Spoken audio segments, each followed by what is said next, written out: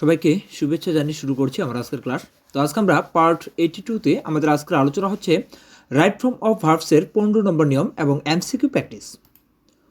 তো 15 নম্বর নিয়মে যেটা বলা আছে সেটা হচ্ছে পাস্ট ইনডিফিনিট টেন্স এ অন্তর্গত অ্যাসার্টিভ সেন্টেন্সকে ইন্টারোগেটিভ সেন্টেন্সে রূপান্তরের ক্ষেত্রে, অর্থাৎ আমরা যখন অ্যাসার্টিভ সেন্টেন্সকে ইন্টারোগেটিভ সেন্টেন্স করব অর্থাৎ প্রশ্নবোধক বাক্য করব, তো সেক্ষেত্রে সাবজেক্টের পূর্বে ডিড বসে, অর্থাৎ যদি ডাব্লিউএস কোশ্চিন না থাকে, উইদাউট ডাব্লিউএস কোশ্চিন, হ্যাঁ, তাহলে আমরা অক্সিলারি ভার্ব হিসেবে ডিডকে ব্যবহার করব এবং এরপরে মূল ভার্বের বেস ফর্ম বসে, অর্থাৎ ভার্বের বেস ফর্ম বসে, অর্থাৎ V1 বসে।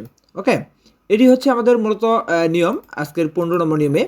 তো এভাবে একইভাবে আবার নেগেটিভ যদি করি আমরা, একইভাবে নেগেটিভ সেন্টেন্সের রূপান্তরের ক্ষেত্রে মূল ভার্বের পূর্বে ডিড নট বসে, মূল ভার্বের পূর্বে ডিড নট বসবে। এবং এখানে একটা ব্যাপার যে হচ্ছে আমরা ডিড নট বা ডিড যেটাই বলি আমরা, এরপরে যদি কোনো ভার্ব আসে সেটা অবশ্যই বেস ফর্ম হবে।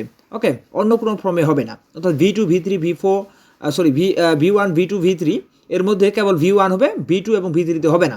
ওকে, তো এই হচ্ছে আমাদের 15 নম্বর নিয়ম, অর্থাৎ টোটালি পাস্ট ইনডিফিনিট টেন্সকে আমরা ইন্টারোগেটিভ করার ক্ষেত্রে ডিডকে অক্সিলারি ভার্ব হিসেবে ব্যবহার করতে পারি যদি সেখানে ডাব্লিউএস কোশ্চিন না থাকে। ওকে, তো আজকে আমরা 224 নম্বর এমসিকিউ প্রশ্ন থেকে প্র্যাকটিস করা শুরু করব। তো এখানে বলা আছে মূলত গ্যাপ, তারপর আছে দেয়ার। তো এই দেয়ারের পূর্বে যে গ্যাপটা আছে এখানে আমরা ডাব্লিউএস কোশ্চিন অথবা ডাব্লিউএস কোশ্চিন বিহীন আমরা একটা অক্সিলারি ভার্ব নিব, সেটা হচ্ছে মূলত ডিড আসবে। তো দেয়ার যেহেতু বলছে, এই দেয়ারটি কিন্তু নির্দেশ করে পাস্ট টেন্সকে। ওকে, তো এই পাস্ট টেন্সকে নির্দেশ করার কারণে কিন্তু এখানে পাস্ট টেন্স আসবে। তো সেই দিক থেকে আমরা রাইট অ্যান্সার বলবো হচ্ছে B number option, did anything occur. Did anything occur there, ঠিক আছে। তো ডিটের পরে এই অকার, এটি হচ্ছে মূলত ভার্বের বেস ফর্মে আসে, এটি হচ্ছে রাইট অ্যান্সার। আর 225 নম্বর প্রশ্ন বলছে হোয়েন গ্যাপ দ্য পেন্সিলেন, অর্থাৎ এখানে ডাব্লিউএস কোশ্চেন আছে হোয়েন এবং এরপরে একটা অক্সিলারি ভার্ব আসবে, তো সেটা অবশ্যই মূলত ডিড আসবে। তো সেক্ষেত্রে রাইট অ্যান্সার হচ্ছে ডিড ফ্লেমিং, অর্থাৎ আলেকজান্ডার ফ্লেমিং ইনভেন্ট। এই যে ইনভেন্ট কিন্তু V1 আছে, সো হচ্ছে এইখানে মূলত ডিড ফ্লেমিং ইনভেন্ট, এটি হচ্ছে রাইট অ্যান্সার এই প্রশ্নের। অর্থাৎ আলেকজান্ডার ফ্লেমিং কিন্তু পেন্সিল আবিষ্কার করেছিল। তো এই ফ্লেমিং এরপরে, অর্থাৎ ডিটের পরে সাবজেক্টের পরে যে ভার্বটা আসছে ইনভেন্ট, এটা হচ্ছে V1 এ আছে। ওকে, ইনভেন্ট হবে না। ওকে, এরপরে প্রশ্ন বলছে দ্য ফ্লাড ডিড নট, এই যে ডিড নট আছে, ডিড নটের পরে যে ভার্বটা আসবে সেটা V1 হবে। এরপর বলছে you us that much thank goodness, তো এক্ষেত্রে আসবে আমরা হচ্ছে ডি নাম্বারটি রাইট বলবো, এটা হচ্ছে এফেক্ট, অর্থাৎ এটি V1 এ আছে, অর্থাৎ ভার্বের বেস ফর্মে আছে। ওকে, 227 নম্বর প্রশ্ন বলছে হি gave go to his office yesterday. এই যে ইয়েস্টারডে আছে, যার জন্য কিন্তু আমরা বুঝবো যে এটা পাস্ট টেন্সে আছে, এবং পাস্ট টেন্সে থাকার কারণে আমরা এখানে একটা অক্সিলারি ভার্ব নিব, সেটা অবশ্যই ডিড আসবে, ডাজ আসবে না, ডাজ নট হবে না, ডিড নট হবে, আর ডু নট হবে না, হ্যাজ নটও হবে না। সেক্ষেত্রে বি নম্বরটি হচ্ছে right answer, do not. Okay, do not, তাহলে হি ডু নট গো, অর্থাৎ ডু নটের পরে ভার্বের base form go to his office yesterday. Okay, সে গতকালকে অফিসে যায়নি। ওকে, 228 নম্বর প্রশ্ন বলছে which of the following sentence is correct, নিচের কোন বাক্যটি সঠিক। তো এখানে আমরা সঠিক বলতে পারি কেবল হচ্ছে মূলত এ নাম্বার অপশন। তো এটি আমরা একটু টাইপিং মিস্টেক, এটা আসলে ভুল রয়েছে, এটাকে আমরা রাইট করে নেব, এটা রাইট হবে গো। ওকে, এখানে হবে গো, অর্থাৎ where did he go, where did he go, where did he go, অর্থাৎ আমরা নিয়মে পড়ছি যে এই যে ডিড এবং ডিড নট যদি পাই, তাহলে এরপরে যে ভার্বটা আসবে সেটা কি হবে, বেস ফর্ম হবে। তো সেই দিক থেকে রাইট অ্যান্সার আমরা বলতে পারি এ নাম্বার অপশনকে, where did he go, where did he go. আর বাকিগুলো যেমন বলছে what does he, when does he, এখানে কিন্তু আরেকটা ব্যাপার বলে রাখি, ডাসের পরেও কিন্তু ভার্বের বেস ফর্ম হয়। ওকে, ডু এবং ডাস দুটোর পরেই ভার্বের বেস ফর্ম হয়।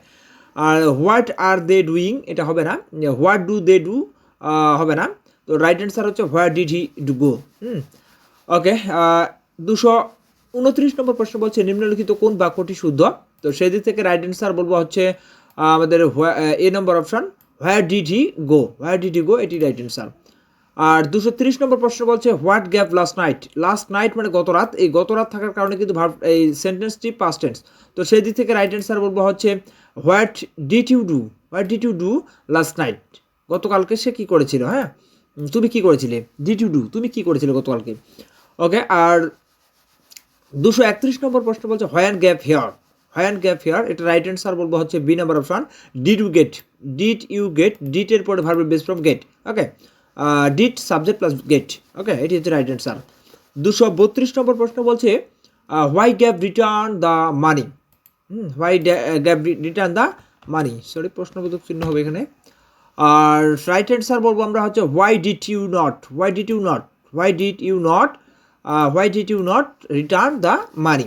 এখানে একটা ব্যাপার হচ্ছে did not, why didn't you হবে না, কারণ ডিড নট ইট, এখানে ইউটা হচ্ছে প্রোনাউন, যার জন্য প্রোনাউনের পরেই কিন্তু নাউন হবে, আর নাউনের পূর্বে নট হবে, ওকে, তো প্রোনাউনের পরে নাউন নট হয়। সো এখানে রাইট অ্যান্সার বলবো হচ্ছে why did you not return the money, okay. আর 233 নম্বর প্রশ্ন বলছে হুইচ অফ দ্য কারেক্ট, নিচের কোন বাক্যটি কারেক্ট, সেই ক্ষেত্রে রাইট অ্যান্সার বলবো হচ্ছে উইদাউট ডাব্লিউ কোশ্চেন, তো অর্থাৎ ডিডকে অক্সিলারি ভার্ব ধরা হয়েছে, তাহলে ডিড ইউ সি, ডিটের পরে সাবজেক্ট, তারপরে সিটা হচ্ছে V1, okay. Anybody waiting at the door, আচ্ছা, তাহলে এটি হচ্ছে right answer, did you see anybody waiting at the door, তুমি কি দেখেছো কাউকে দরজায় অপেক্ষা করছে, এরকম একটা ব্যাপার।